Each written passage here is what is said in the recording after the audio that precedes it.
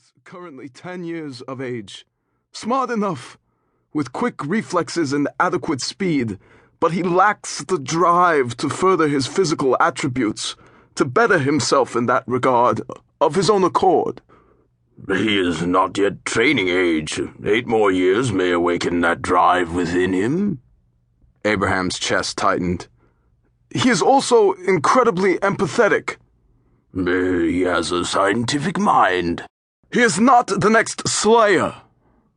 Despite his mastery of self-control, Abraham's voice rose, echoing off the walls of the Slayer Society headquarters. Once he realized it, he dropped his eyes in shame. The old man leaned forward, his demeanor calm, his expression full of compassion. We believe that he is, Abraham. The sooner you can come to accept that, the sooner you can begin preparations for his training.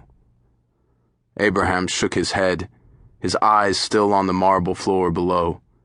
When he spoke, his voice had softened to a near whisper, as if to make up for his previous tone. Joss is weak. Not just emotionally. Physically. I'm not sure he could survive the training. The man sighed heavily and sat back in his chair. Then he will die, Abraham, and your bloodline in the society will end. But if he is the next Slayer in your family, you will train him. Of that, you have no choice.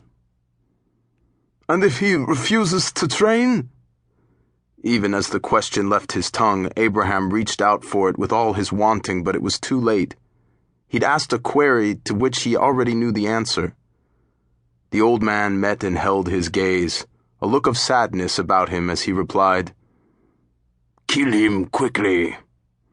Family deserves mercy. Chapter 1. The Next Great Adventure. Hey, brat. I'm not a brat. You're a brat.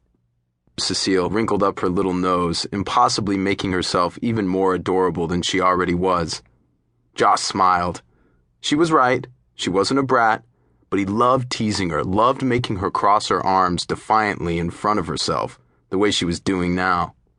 Besides, it wasn't like she really thought he was being mean. He was just playing, as always.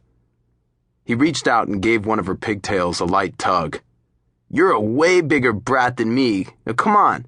Mom says breakfast is ready. We're having French toast. Jossie, will you help me with this first? She held up the nude torso of a Barbie doll in one hand and the matted-haired, disembodied head of the doll in the other. Joss sighed. Only if you stop calling me Jossie. It was a lie. He would have fixed it for her no matter what. He'd do anything for Cecile, but it was worth a try. Once he'd popped the poor doll's head back into place, he said, Want a piggyback ride? Yes. She'd no sooner said the word than she had leaped onto Joss's back. They bounded down the stairs to the kitchen. As Joss ran, jiggling her up and down on purpose, Cecile squealed with laughter. The kitchen, decorated in clean, bright white and sunshine yellow, greeted the siblings with a warm, happy air. It had been home to them for 5 years, since 3 days before Cecile had celebrated her first birthday, and 8 days before Joss had celebrated his 5th. Joss loved this kitchen. He couldn't ever imagine gathering with his family anywhere else to discuss the coming events of the day or grabbing a snack with his sister in the afternoon once each had returned from school. The kitchen was more than just a room where they cooked their meals and ate their breakfast.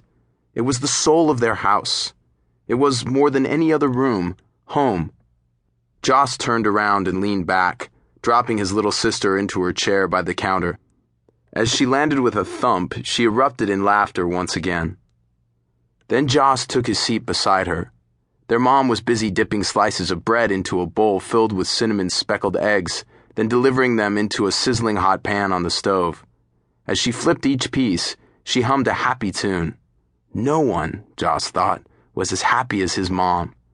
She always wore a sunny expression and a smile on her face. She was warm and outgoing and more friendly and kind than anyone he had ever met. Cecile shifted impatiently in her seat. If there was anything more impossible for a young kid to wait for without it